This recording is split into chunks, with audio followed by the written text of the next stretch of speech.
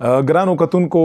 زمونږه په دغه پروګرام شریعت په رڼا کې تاسو سوال جواب په هغې کې چې دی یو ورور ډېر خوندور سوال کړی بهترین او زه به دا ووایم چې اختر د پاره په دغه عمل کې ډېر خلک مبتلا دي، ډېر خلک او یو خلکو یو قسم له یو ترند غوندې یو هغه جوړ کړی دی چې یاره دا نوي نوټونه او فرش کاپۍ چې کومې دي دا خامخا دا ضروري دي عیدي لپاره ماشومانو لپاره ورکول چې ماشومانو له عیدي ورکه چې هغې ته موږ د اختر برخه وایو هغه له ورکه نو هغې دپاره خامخا نوي نوټونه فرش کاپیانې بینکونو نه یا اکثر زموږ ستاسو قصه خانې بازار وغیر کې په هغه شوکیسونو کې پرتې دي او هغه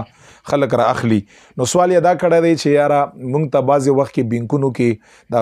فرش چې کومې کاپۍ دي دا راته لسګونو د شلګونو د 50 د 100 هغه مونږ ته میلاو نشي او هغه مونږ خامخا خواهش شي چې نوې پیسې مونږ ماشومانو له ورکو. نو آیا دا کوم چې په قصه خانې بازار کې یا په صدر وغیره کې په شوکیسونو کې پرتې دي نو دا دوی په 1200 باندې خرڅوي یا په 1100 والله عالم یا په 1300 باندې خو د مثال د لسګونو د زرو روپو چې کومه فرش کاپي ده هغه دوی یو 300 روپۍ ګرانه خرڅوي. نو آیا د دې اخیستل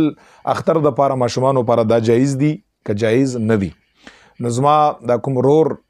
سوال کړی دی دا یاد لره دا مونږ تاسو اکثر د خواهش په پیروي او د خواهش په تابعدارۍ کې ما او تانه شریعت پامال شي دا هیڅ ضروري خبره نه ده چې یو انسان ته په حلاله طریقه باندې یو فرش کاپۍ هغه میلاو شي د لسګونو د شلګونو بېشک واضح خلی ماشومانو له په طور د صدقې باندې وردی کوله خو مثال کې طور په دا دومره ضروري نه ده چې دا خامخا یو امر لازم دی چې دا به خامخا مونږ کوو دا به خامخا نوی چې کوم نوټ دی د هغې نه ماسیوا ماشومان ګوندې زړې پیسې اخلي نن سبا خو دومره سخته ګراني ده چې ماشوم له بعضې وخت کې په غلطۍ کې یو عام کاغذ ورکې هم اخلي یا لسګون په سوچ باندې درنه اخلي نن سبا خو زړې پیسې هم خلک اخلي دومره مجبوري دي. نو لہذا کله مونږ خواهش په تابعدارۍ کې چې خواهش ځان له پوره کوو شریعت رانه پامال شي لہذا عام پیسې هم ته خلکو له ورکولی شي چې چاته ستا ارادۍ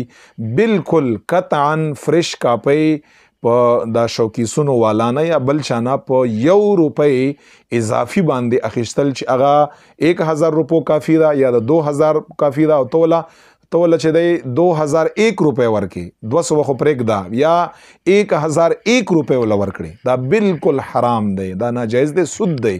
دا په سود کې راځي رب الفضل چې کوم هغه یدین به یدین لاس په لاس باندې یو شی ته پیسې دي او د یو ملک دواړه یو کرنسۍ دي